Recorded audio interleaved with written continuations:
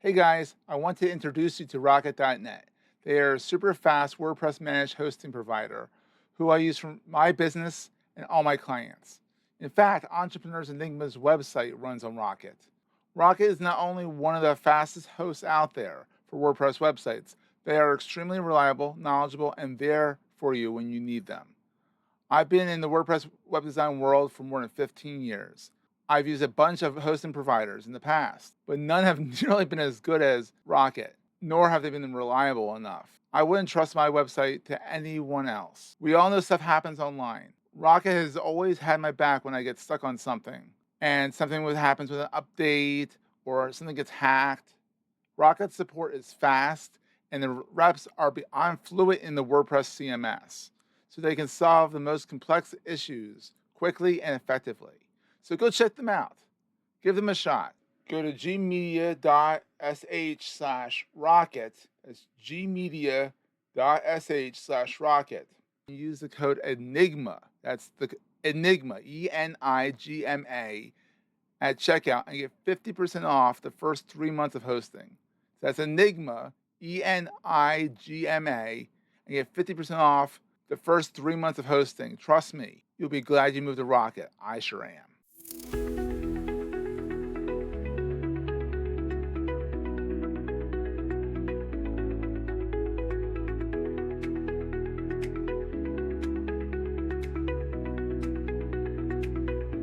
You're listening to Entrepreneur's Enigma, a podcast about the ups and downs of the entrepreneurial journey. Every week, your host Seth Goldstein interviews entrepreneurs from all walks of life about their entrepreneurial journeys. From store owners to Fortune 500 CEOs, we all have stories to tell.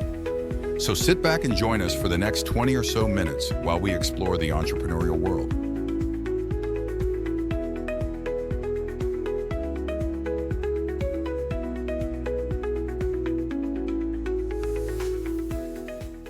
Hey everyone, welcome to another edition of the Entrepreneurs Enigma podcast. I am, as always, your host, Seth.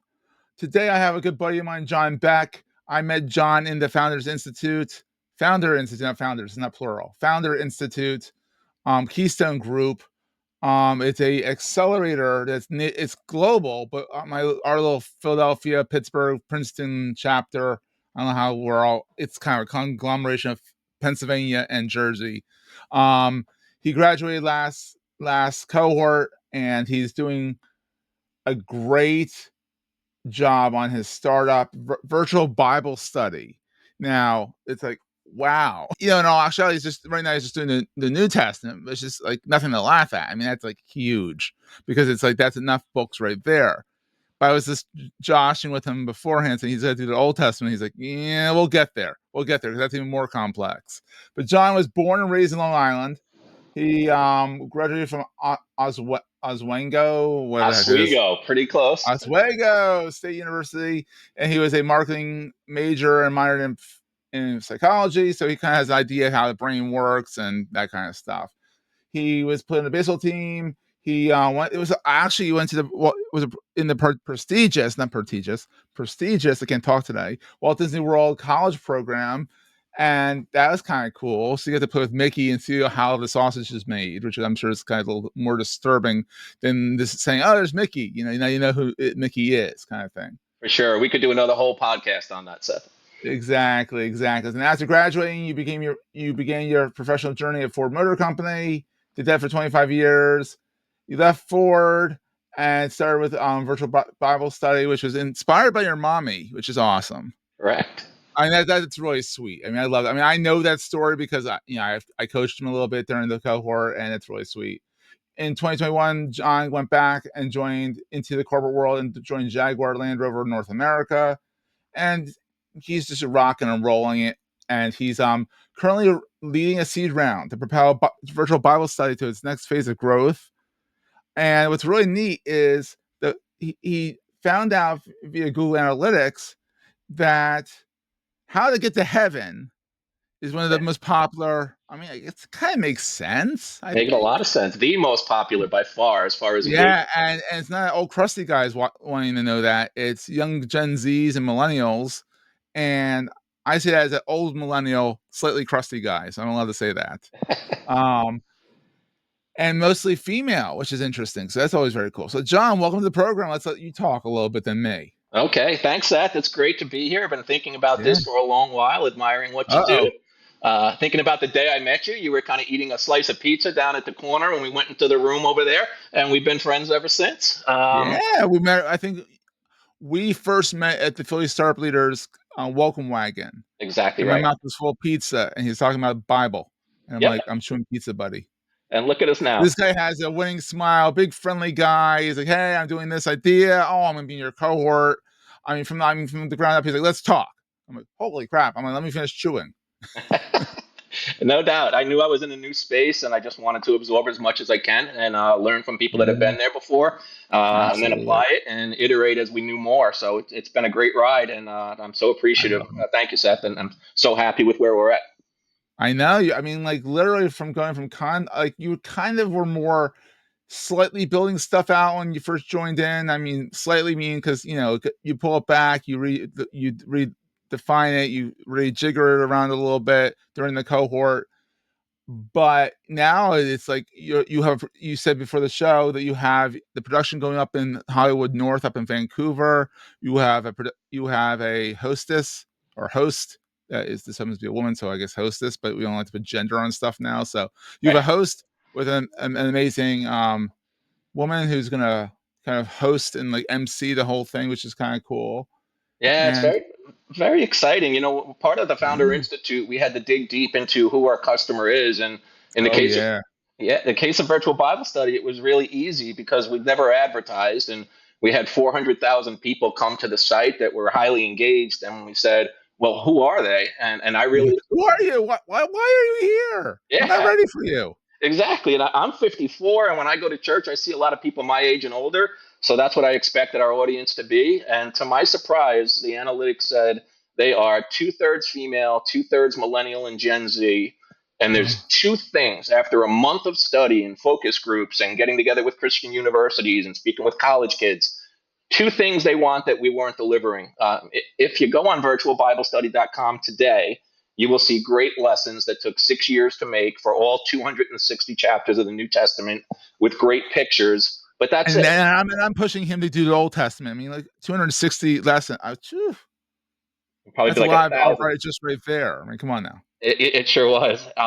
But we finally got that right. But it is just traditional text. They see that as a little boring and outdated. What they want to do is be highly collaborative and break out into study groups and be able to Absolutely. ask each other questions and emote, which is what I always envisioned, but I never quite saw it this way. So we are working on potentially having hundreds of millions of people and with the ability to break them into groups of demographics they want to be a part of. So that's the first thing, to put them in groups. And the second thing is my literally favorite part about virtual Bible study. We're going to put together a library of good deeds.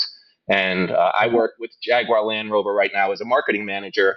And we use Range Rover products and say our mission is to go above and beyond and take your new vehicle out and show us something awesome that you're doing. And oh, by the way, can we share it? Can you send us a picture or video? UGC, yeah, user generated content, yeah. Yes, and so that was my thought process and said, how cool would that be? Is we're going to do Mhm. one lesson. So how do I get to heaven will be the first lesson. We're going to do a series of Good 10, which one. will be a module. And then at the very end, we're going to say, now that you've been through 10 lessons, was there any one thing that inspired you? Any one idea that you had where you could go out and do a random act of kindness or a good deed? And will Mhm. you be willing to share it with us to inspire others? And I I love envision, it. Seth, hundreds of millions of people where we tag it by AI. How old was the person that tagged it? What type of good deed is it? What part of the world? And then if people are looking to draw inspiration that I want to go out and do Love something, it, but I man. don't know what to do, and I'm in Singapore and I am 18 years old, and boom, I can hook up with someone my age in my I area. love this. Yeah. I'm gonna keep pushing you for the Old Testament because the whole idea of mitzvah, which is a good deed. Like I Yes. know, but I also see a lot of this as like you say you see a lot of 50-plus-year-olds in church. Yeah. A lot of young millennials and Gen Zs don't go to church because they're busy. They don't have time. The millennials have kids. Trying to get a kid to go to church. Come on now, let's be honest. I gave up on trying to get my kid to go to synagogue. It's just like it's tough. But if you can still want to be somewhat religious or want to at least be spiritual and kind of know what the heck's going on with everything or have some kind of guidance of good deeds, it's nice to have a virtual option because I mean the pandemic, I mean, it's all go virtual. So why not continue that whole thread kind of thing? Yeah, it's an issue that comes up. I do a lot of traveling, both personally and professionally. And when I attend a different congregation than my home congregation, I see the same thing I see at my home. They are losing the younger generation. They're not exactly sure why. They don't like it. And they're trying to figure out, if we broadcast a live sermon, is that getting in touch with the millennials? But they want so much more. They've got four screens open. They're on their iPad, their phone. Yeah. So they want to be engaging. Yom Kippur. I watched, the Jewish route here. I watched some a service up in New York at the 92nd Street Y. It was great, but I was sitting at my computer. Yeah, I'm on a screen, so I'm not half paying attention. But if there's a way to watch it and take notes and engage and say, I like tag this moment and say, hey, this spoke to me. I think you're onto something, buddy. We're going to take a quick break, hear from our sponsors, and get right back to the show. Thanks, Seth. We're super excited about it. And right now, the vision is to have them go through the lesson with our professional actors, taking them through it, and then reflect on it and say, what did it mean to me? Did I agree with everything? What questions did I have for your group? And then finally, after they've gone ahead and they've reflected on it, they've answered a few questions to reinforce the lesson, they have a personal e-journal, and it can be, am I inspired to go out and do anything? Not yet. I'll wait for I got 10 lessons to figure out what this thing is. But all along, we're going to dress it up with bells and whistles. We're going to follow Duolingo, where they get streaks and how many days in a row have you studied. And people will be on that thing for 6 years because they don't want to hop off. So gamify it, ways to make it super engaging, allowing them to connect, and then allowing them to act on their faith. And it's really going to be as simple as that times 260 lessons. We need it. We need that now. Amen. We need to highlight right now that like faith can be good, that being spiritual can be good, that you can do good deeds with your faith. It's not all fire and brimstone. That's exactly right. If you go back to the Old Testament, you think there's fire and brimstone in the New Testament. I assume there's fire and brimstone in the New Testament. I never read that. I never got that far, but I read the whole Old Testament in college. Woo, that was a long read. Yeah, but it took me about 4 months to get through it, and a lot of back pacing because it's literally like reading Shakespeare. It really is. It's like you kind of have to decipher like what was actually said here because it's not exactly the best English. Like, come on now, let's be honest here. Getting the right translation is so important too, right? Because they didn't talk. Oh my god! But the whole idea. But you talk about fire and brimstone. Woo! Old Testament, yikes! For sure. But that's the thing is that you want to then say, well, that's fire and brimstone, but how can I make this a positive thing? Yeah. Because you don't want the negative in religion. You want the positive. You want to come back. You want to be part of a group. Want to be part of people. That kind of thing. I go be very forthcoming that I am not a theologian. I am a marketing guy, career car guy that has preached sermons, taught Bible study, always curious about his faith, but someone that has read the Bible a chapter a night, every single night for 6 years, 9 times. With your mom? With my mom, trying to figure out what it meant. And, a couple of things that we are not your father's Bible study. We talk about compassion and not judgment a lot. We love that. We need that. We need that so much. And I was at my local church and someone said, well, is there a place for judgment? And I said, I know there's a God and I'm not him. I said, as far as I'm concerned personally, as many times as I've read through it, there is no place in my life for judgment. No place. Now, you don't need a negative crap coming into your life. There's enough outside. If you want your negative judgment, just go walk out the door. You don't need it in your Bible. Plenty of that. And then the other big thing was, and I think this was so important to me, why do bad things happen to good people? Yeah. And I talk about 2 tragedies that I've been through, and I had to reflect on that and say, where was God when this happened? How could a loving God let this happen? And if I wasn't able to answer those questions for myself, my faith would have been greatly hindered, if not lost. But I have now. And dare I say, I don't think there's anything that will happen to me in life that I will be shocked by and that will hurt my faith because I've answered that question. So that's my favorite. But Google Analytics, it was further down on the list. But we talk a lot about perseverance. We talk a lot about endurance. We talk a lot about being doers of the word and not just readers of the word. And things that I think are so important. So I think I'm one of the luckiest guys in the world, Seth, that I can devote so much time and energy and, Lord willing, full time after we get the funding into this project and just be thinking about how to inspire people, how to equip them. being an entrepreneur, doing something you want to do, and that's kind of what the whole idea of the podcast is, talking about the journey, talking about how you're kind of in the midst of the journey. This is more of a side hustle. It's actually a side main hustle, I would say. It's not your full-time thing, but it's a full-time thing on side of a full-time thing. Hence the reason why he has no hair. No, I'm sure that is correct. And the big bags under my eyes. I got a face for radio. It's just the way it is. Yeah, man. This is the face. It is, man. You got hustle. For sure. So much respect for the founders that I met on the program. And yeah, I cannot imagine being able to complete all the work as fast as we got it done and build a team and launch the product if it wasn't something I was so passionate about. I think it would be too hard. Yes, I agree with that. Passion, you pivot. No passion, pivot. That's what I always say. So in your mind now, this is your main side hustle, or your side main hustle, whatever you want to call it. Easy for you to say. What is the best thing about that you see coming up that you're excited about being an entrepreneur? The ability to impact the world. I mean, now we are talking. I look onto Google Analytics and I see the 400,000 people, and I see almost every country on the planet lit up as someone that has found virtual Bible study. That's awesome. And yeah, I think that's to the old days, and thank God for all the missionaries that flew into remote places and talked about God and talked about the Word. And in today's world, we can reach millions of people at the click of a button. Easily. So, what I'm excited for better about, for worse, but still, yeah. Right. But this is for better. And, if we're as successful as we're projecting that we're going to be, it'll give us the chance to not only reach hundreds of millions of people, but to give back. And I have some friends that do philanthropy in Africa, and they build kind of the roads and the latrines and the schools. Wow, that's good work. Yeah. Yeah, and I would like to piggyback behind them and say, now we're going to give you with a digital satellite in the remote places that couldn't have it. I mean, people tell me they're walking 2 hours to get to a site where they can read virtual Bible study. And if we can hook them up, it'll just open up the whole world to faith. And, that's a testimonial right there that they walk 2 hours to get to a signal. Yeah, this actually happened to get onto your app. This is the story, Seth. So I was writing the sermon or the lesson the night before, like I do every night. I posted it, and I was sitting with my wife in the sunroom, and I got a text from a guy, or a communication, couldn't have been a text, and he said, "Brother John, I could not think about what I was going to talk about today on my lesson. He's 2 hours. I walked 2 hours to get to the place. So I pulled up your lesson when I got here, and I preached a lesson on, and I forget what the subject was, but I remember looking at my wife and say, this is something that I typed last night that a guy in Africa walked 2 hours to get to, and is now sharing with his congregation." And so that to me is the most wild. Exciting. Yes, I like to be impactful. I don't like to be useless. I want to be useful. And virtual Bible very study, useful, buddy. Yes, virtual Bible study is it's the most noble thing. You're doing a good word, buddy. Exactly. So on the flip side, what keeps you up at night with this?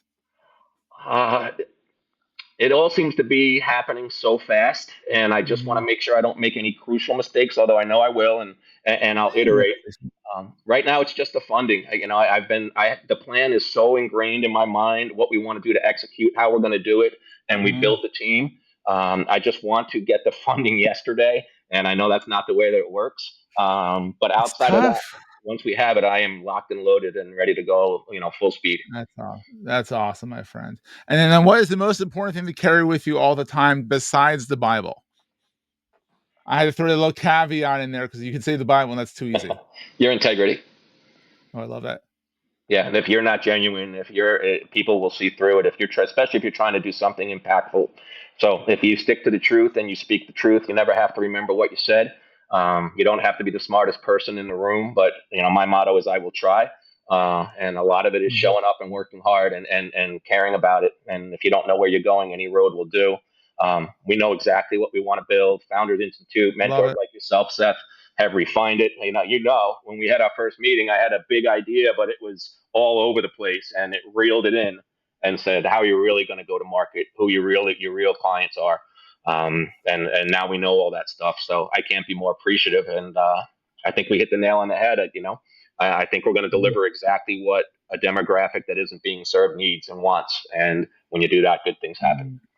Absolutely. So John, people can find it at virtualbiblestudy.com. Correct. And where's your word and hall online? Where do you hang out the most online besides virtual Bible study? Or is that where you hang out the most right now? Oh yeah, that's me. So I'm on virtualbiblestudy.com. You can find me on LinkedIn under virtualbiblestudy.com. We got some pretty pictures on Instagram, but we haven't Right. done a whole lot with that. Where we just kind of have the space You head reserved down for right now. Head down. yeah, head down and working and getting there. So if you do go on the site and you have any questions anytime, just leave a message. I personally review every one. I would love to Wow. hear from For you. And now, at least, because it's going to get popular. You know, you have to get a team behind that. no doubt about it. The team is up to like 9 very talented individuals, and we got a person in India working for us, a production company in Vancouver, and several here in the States. So it's a Love it, man. global business trying to tackle the world's problem here, and just get people thinking about how to follow what the Bible says to do, how to incorporate it into their lives, and then how to go out there and be doers of the word, and hook Love it, up my with other friend. people so they can do it collaboratively. I love it, John Beck. I love it, John Beck. I love it, John Beck. Thank you, Awesome, Seth. buddy. You're rocking and rolling, and we will see everyone next week. Thanks, Seth.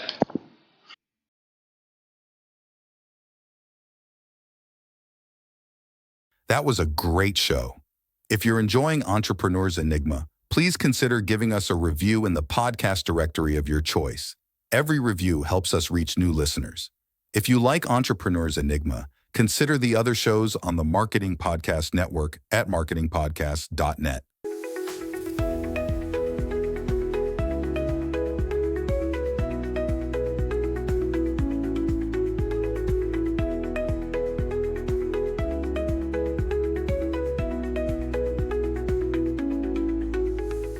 Goldstein Media hopes you have enjoyed this episode.